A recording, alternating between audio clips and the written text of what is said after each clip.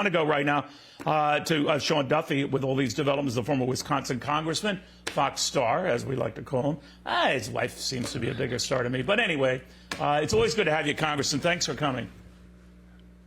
Hi, Neil. Good to be with you. Let me get your take on the battle now Republicans have going to select their new leader in the House. Kevin McCarthy was the odds-on favor. I'm not saying that those odds have changed markedly, but it ain't going to be easy. What do you make of those, particularly the conservative members, who said we don't want him? No, right. So you have a small group of conservatives, Neil, that say, listen, we want someone other than McCarthy. The problem is when you have 90% of the Republican conference that wants McCarthy, this 90% is not going to go with this other 10% that want someone else. And so you have this standoff.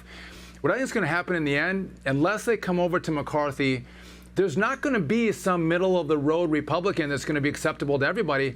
I think you're going to see whether it's Fred Upton, a congressman from Michigan who is, he didn't run again for re-election. You could see, and is very moderate, could go with him, Adam Kinzinger, Liz Cheney, and there could be partnership with Democrats to do that. So when you have these conflicts, things don't get more conservative, they get more liberal. And so I think these holdouts that are opposed to McCarthy are making a grave mistake because the leadership, again, won't go to them. It'll go somewhere that I think nobody really likes, and the House will be worse off for it.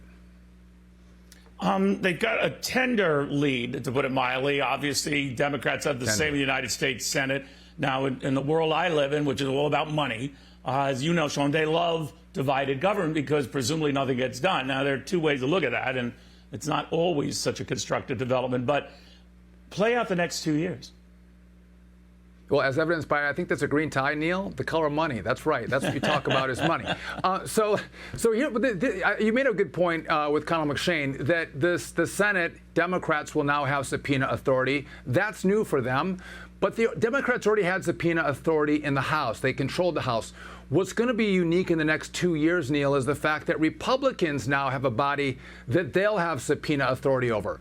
And you'll start to see far more investigations, digging into areas that conservatives care about, probably exposing the Biden administration to things they don't want to talk about.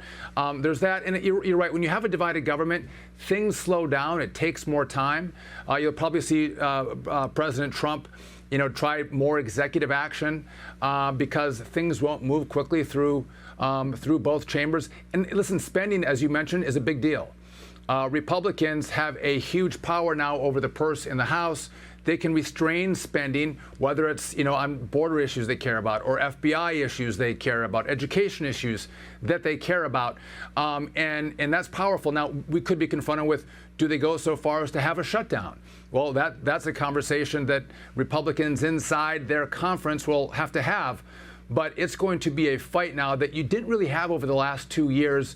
And again, I think the differences in the parties, the two really different views of where the country should go that both parties hold, will be brought to a head as they have these battles, especially over, like I said, spending.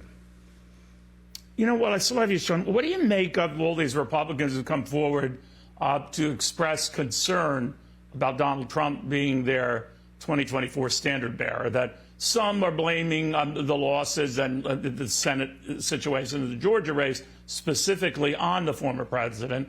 Others are saying his mounting legal and other financial issues are going to make it difficult for him to win. And some are outright saying whether he wants us to or not, we are challenging him nevertheless. What do you make of that? Well, I think if you fairly look at President Trump, he made endorsements and those endorsements won. But he made other endorsements in big races, whether you just mentioned Georgia or Pennsylvania, in Arizona, right, and he lost those, right? And when you get in the ring and you play this game and you lose, I mean, you kind of hold the bag of dirt, Neil, and Donald Trump does hold that. And I think there's some conservatives who say, listen, he lost in 2018, he lost in 2020, and he lost in 2022. We should look for somebody else. But my opinion is, if you look at the heart of where the American conservative is at right now, they love Donald Trump because they know what they're going to get. Yes, they might not like every fight, every tweet, every argument that he gets in. But what they do like is that he's going to fight and push back. And I think what's clear is, whether it was George Bush or John McCain or Mitt Romney, the media has got progressively nasty to Republican presidential candidates. And the pinnacle of that is Donald Trump.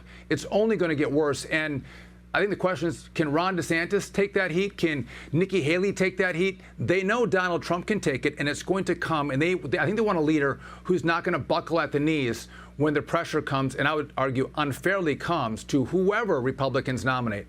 And they get that in President Trump. And again, to have a fighter for them, where they haven't had that in the past, maybe going back since Ronald Reagan, that's what they're yearning for. But I think you make a good point. I think there's real concern by a lot of Republicans that Donald Trump can win the primary, but will lose the general. And the concern is then, Neil, that we're having great debate issues. Where should we go with the economy? What kind of taxes should we have?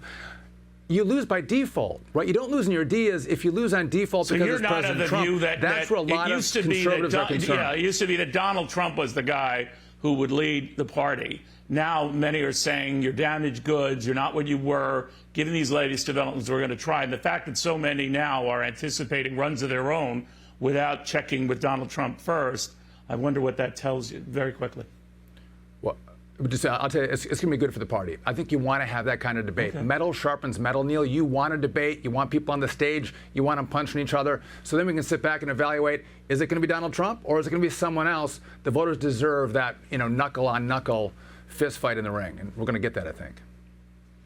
Well put. Sean, great catching up with you. Thank you very, very much.